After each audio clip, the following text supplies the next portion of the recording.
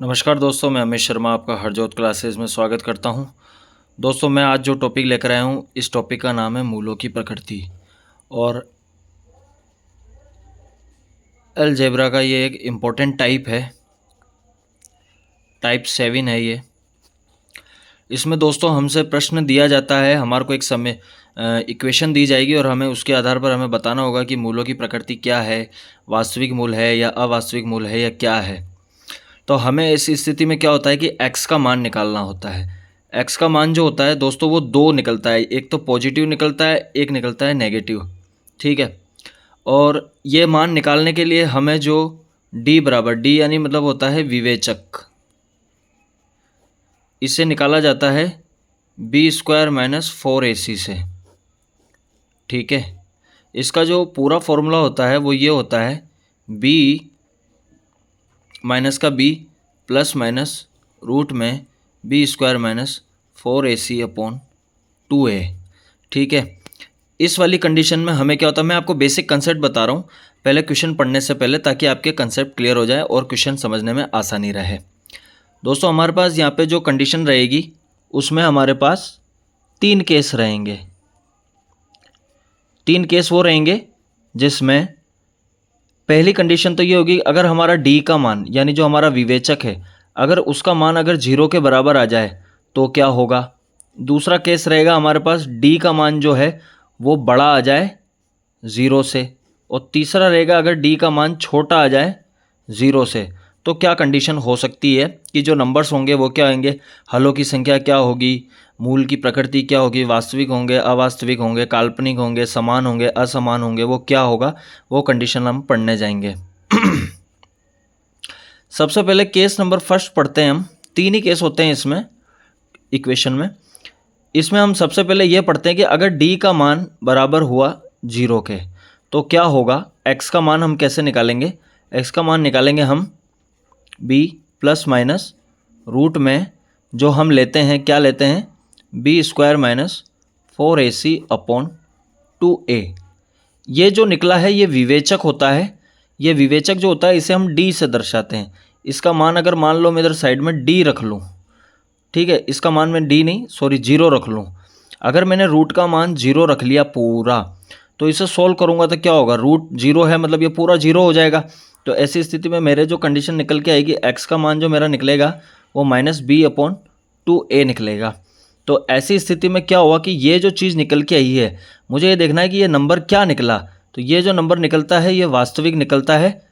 ये कौन सा नंबर होता है, वास्तविक होता है, रियल नंबर होता है। उसके अलावा ये परिमेय होता है। परिमेय बोले तो हम इसे p/q के रूप में लिख सकते हैं। दूसरा ये होगा कि इसमें जो हल निकलेंगे वो हल कितना निकलेगा, केवल एक ही हल निकलेगा। इस केस में केवल एक ही हल निकल सकता है। और उसके अलावा इसके जो मान होंगे ये जो कौन से होंगे, समान होंगे, असमान होंगे, समान होंगे। ठीक है, ये कंडीशन होगी फर्स्ट की। इसके बाद केस नंबर सेकंड पढ़ेंगे हम, जिसमें d का मान क्या होगा, बड़ा हो जाए 0 से। d का मान क्या हो जाए, बड़ा हो जाए। तो हम x का मान कैसे निकालेंगे, हमने d का मान क्या रख लिया, बड़ा रख लिया। बड़ा रखने का मतलब ये हो गया है कि रूट के अंदर ऐसी कोई संख्या जो पूर्ण मतलब बड़ा जो होगा, d का मान जो 2 बड़ा आएगा वो 2 कंडीशन में आएगा। या तो वो नंबर जो रूट के अंदर आएगा वो एक परफेक्ट स्क्वायर होगा, पूर्ण वर्ग होगा, या पूर्ण वर्ग नहीं होगा, पूर्ण वर्ग नहीं होगा। अब पूर्ण वर्ग कौन सी संख्या होती है, जैसे 4 हो गया, 16 हो गया, 25 हो गया, 36 हो गया, तो ये एक पूर्ण वर्ग संख्या होती है। पूर्ण वर्ग संख्या अगर मैंने इसमें रख ली, मान लो इसमें मैंने पूर्ण वर्ग संख्या रख ली कोई भी, और बट्टा में मेरा 2a है, तो ऐसी कंडीशन में जो मेरे हल निकल के आएंगे वो क्या निकलेंगे। एक तो जो मेरा नंबर निकल के आया रूट में है, मान लो रूट में 25 लेता, तो ये 25 जो है बाहर निकल कर क्या हो जाता, 5 में तब्दील हो जाता। यानी इस पर रूट तो लगा हुआ है ही नहीं, मतलब रूट नहीं लगाओ। जिस पर रूट लगाओ मतलब ये होता है कि रूट के अंदर अगर 5 नेगेटिव आ जाता तो ये जो नंबर होता है मेरा अवास्तविक हो जाता क्या। और रूट के अंदर 25 है तो ये बाहर निकल गया 5 हो गया, तो ये रूट का काम है ही नहीं। अब इस पर रूट लगा ही नहीं है, इसके ऊपर रूट लगा हुआ ही नहीं है, मतलब ये नंबर कौन सा होगा, मेरा वास्तविक होगा। उसके अलावा क्या होगा, परिमेय होगा। उसके अलावा इसके जो मूल होंगे वो क्या होंगे, समान होंगे। उसके अलावा इसमें कितने हल निकलेंगे, 2 हल निकलेंगे। 2 हल कैसे निकलेंगे, एक तो पॉजिटिव निकलेगा, एक नेगेटिव निकलेगा। तो कितने हल निकलेंगे, 2 हल निकलेंगे।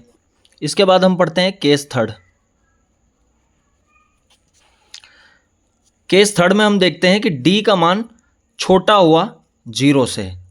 अब डी का मान छोटा होने का मतलब ये हो गया कि 0 से छोटी वैल्यू जो भी रही होगी, 0 से छोटा 1 भी होता है, लेकिन कब होगा वो छोटा, जब वो ऋणात्मक हो। तो ऋणात्मक अगर कोई भी चीज़ होगी तो वो क्या हो जाएगी, 0 से छोटी हो जाएगी। तो x का मान जब हम फाइंड आउट करेंगे तो d का मान मैं कुछ भी छोटा ले लेता हूँ, माइनस का मैंने m ले लिया, मान लो कोई भी संख्या 2 3 5 6, मगर वो ऋणात्मक है और 2 है। तो ऐसी स्थिति में क्या केस रहेंगे। तो दोस्तों मैंने आपको पहले बता दिया कि जो चीज़ रूट के अंदर माइनस में आ रही है, नेगेटिव आ रही है, ऋणात्मक आ रही है, मतलब वो अवास्तविक है। उसके जो मूल निकल रहे हैं वो असमान निकलेंगे।